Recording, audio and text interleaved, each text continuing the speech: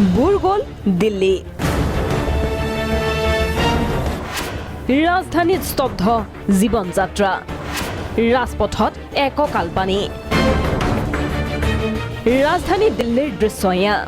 ভৰ বাৰিষা মুখলধাৰ বৰষুণে উটুৱাই নিলে দিল্লীৰ গৰ্ব।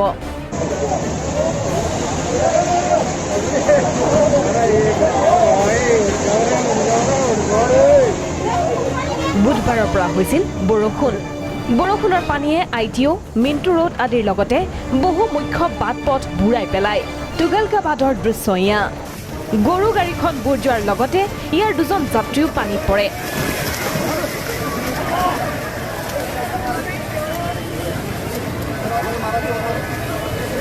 পানীত আধালৈকে ডুব যোৱা গাড়ী এখনৰ পৰা কোনোমতে দুজন আৰোহীক কেইজনমান লোকে উদ্ধাৰ কৰে। কৃত্ৰিম বানৰ বাবে ৰাজধানী মহানগৰীখনৰ বহু সদাব্যস্ত পথত যান-জঁট হৈছে। বতৰ বিজ্ঞান বিভাগে জনোৱা মতে বৰষুণ আৰু কেইদিনমান চলিয়ে থাকিব। National desk, Prag news.